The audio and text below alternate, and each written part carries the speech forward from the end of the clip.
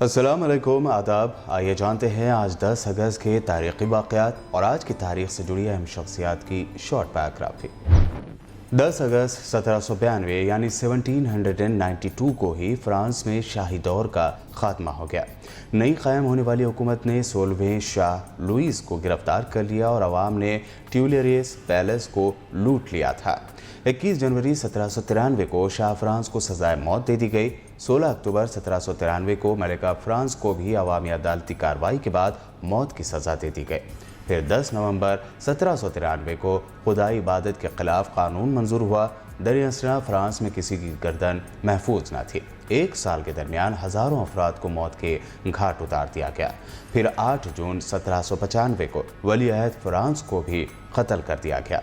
आखिर मई 1804 यानी 1804 में नेपोलियन बोनापार्ट बरसर इक़्तिदार आया और फ्रांस की तारीख़ का नया दौर शुरू हुआ।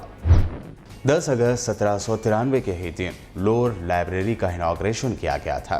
वेस्टर्न आर्ट की तारीख 200 साल पुराने इस लाइब्रेरी में छुपी हुई है और उनके साथ ही छुपी हुई है मोनालिसा।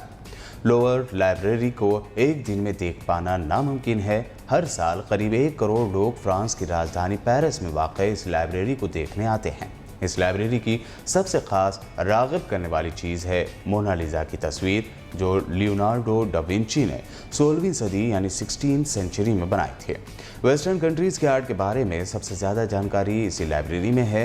लोरोग हकीकत में एक महल था जिसकी तामीर 12वीं सदी में शुरू हुई। उस वक्त ये एक किला था, इसमें फिर कमरे बनाए गए और 17वीं सदी तक इमारत ने बड़े से महल का शेप ले लिया। पहले तो आए दिन यहाँ से तस्वीरें चोरी हो जाती थीं, यहाँ तक कि मोनालिसा की भी किसी ने लाइब्रेरी से तस्वीर चुरा ली थी। फिर लाइब्रेरी के सामने शीशे का एक बड़ा पिरामिड बनाया गया जो अब इस लाइब्रेरी की पहचान बन गया है।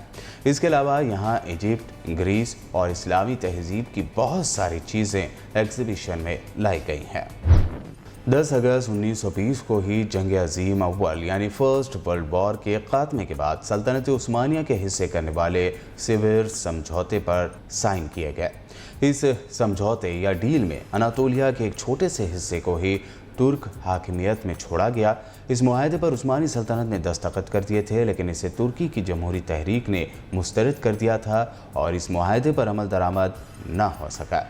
मुस्तफ़ा कमाल अतातुर्क की ज़ेर क़यादत इस तहरीक ने मुआहदे के बाद तुर्की की जंग आज़ादी का ऐलान कर दिया और कुस्तुनतुनिया यानी मौजूदा इस्तांबुल में बादशाहत को ख़त्म करके तुर्की को जमहूरिया बना दिया गया।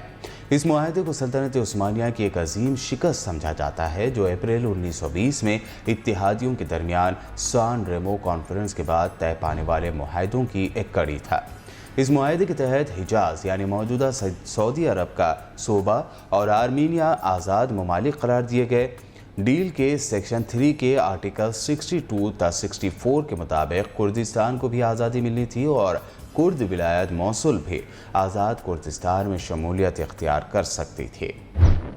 10 अगस्त 1894 को ही भारत के चौथे सदर वी गिरी का ब्रह्मपुर ओडिशा में जन्म हुआ।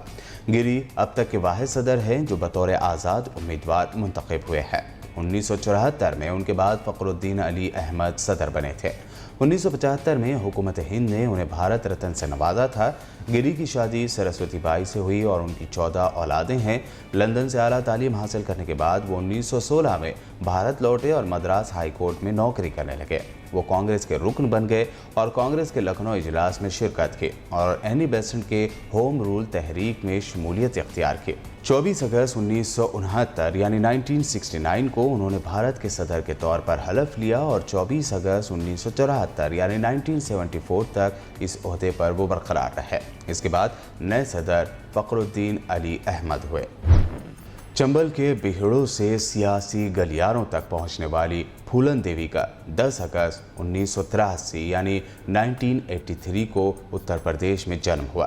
फूलन देवी का शुमार 1980 की दहाई में सबसे खतरनाक डाकुओं में होता है। उन्होंने अपने साथ होने वाली इज्तिमाई ज़्यादतियों का बदला लेने के लिए मुबैना तौर पर आला ज़ात के 22 हिंदू अफराद का कत्ल किया था।